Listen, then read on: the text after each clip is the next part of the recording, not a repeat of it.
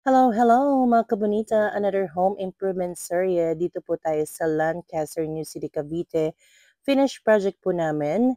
And ayan po, makita nyo yung napakaganda at napakamaliwalas ang kanilang living area or living room and dining room.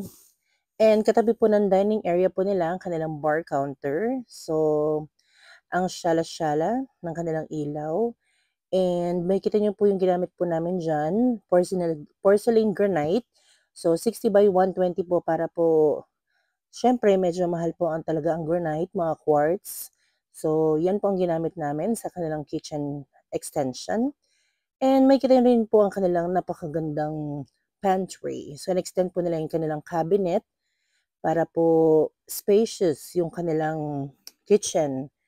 And ayan po, meron po siyang accent na brown sa kanilang white concept na kitchen.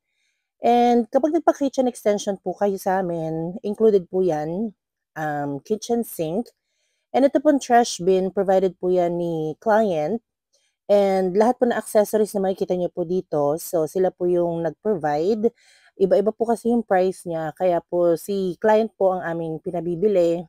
And kung ano man po yung gusto niyang ipalagay sa kanyang kitchen, accessories, free installation po yon. So yan po, meron po siyang laundry area. So front load po yun, kaya po ganun po yung itsura niya.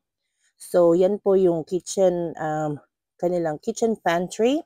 And then may space po para sa kanilang refrigerator.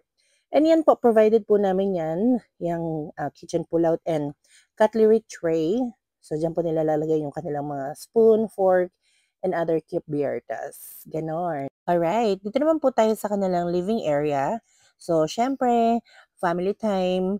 So, nagpalagay po sila ng kanilang TV console and backdrop. So, nagbigay lang po sila ng design sa amin and then yan po yung ginawa namin. So, gawa po sa PVC, yung wall cladding, and then sa UV board, yan pong backdrop nila. And again, modular laminated cabinets din po yung nilagay po namin. So, yan po, syala-syala. Bongga, di ba?